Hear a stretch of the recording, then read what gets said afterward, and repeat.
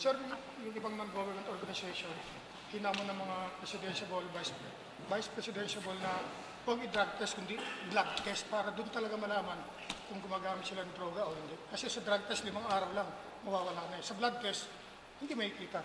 O makikita rin nandun pa rin siya. Anong nyo rito, sir? Ako, matagal ko rin sinabi, hanggang DNA nga, gusto handa ako magpa-test. So, walang problema. If that is what the people want to have, then let's do it. So, wala naman siguro Will hindi kayo, sir, ilabas yung medical result sa katawan nyo kung meron kayo? Well, pwede rin. But I think this is going to be the prerogative of each candidate.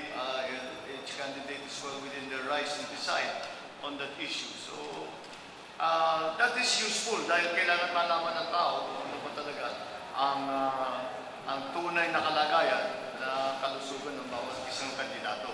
Dahil nga naman, linalagay nga natin sila sa mataas na posisyon. So that's perfect. I think for me, okay, that's reasonable. I don't interpose any objection. Sir, you were explaining earlier, medyo blurred na yung lines between parties, particularly for San Juan, ang in-endorse. Not particularly San Juan, every place. Oh. Anyway, dito po sa San Juan kasi in-endorse si Rojas as president and you as vice president.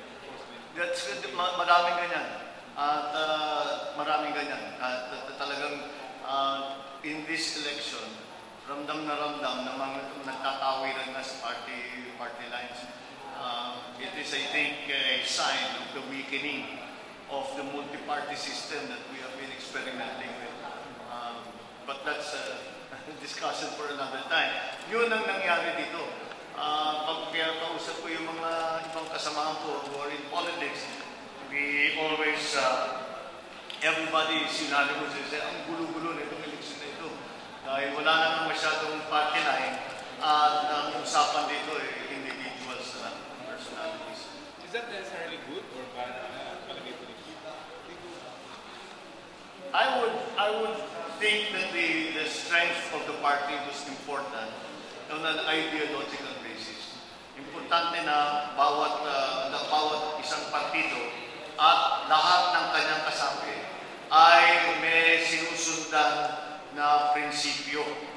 Na kaya para ang taong bayan may pinagpipilian na iba't ibang approach sa gobyerno. Kaya may program of government, hindi naman sasabihin natin, pare-pareho lang naman, iba't pa tayo nag-alala. Pero dapat talaga mabigyan ng choice ang taong bayan. And that will happen if a party espouses or if a party has a central guiding principle, a central ideology, like we see in other multi-party systems around the country. Kung hindi natin kaya gawin yun, palagay ko, technology natin ito party system. Baka yun ang mas bagay sa Pilipinas.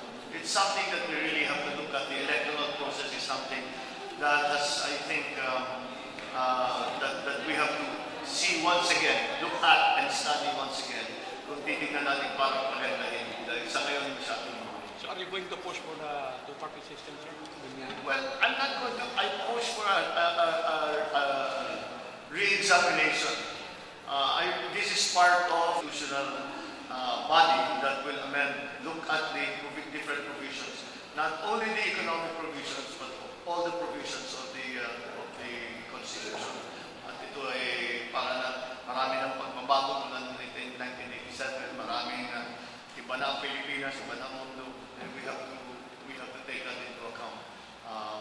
Like we do other laws, yung mga ibang batas, tinitignan natin, may oversight, tinitignan natin, nakakanang 20 taon, kailangan ng baguhin yung ibang bagay, nagbago ng sistema. So we have to be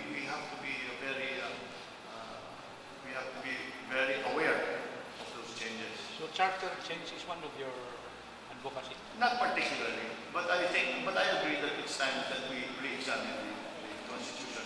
It's not a central part of my program of government. It is not a priority right now.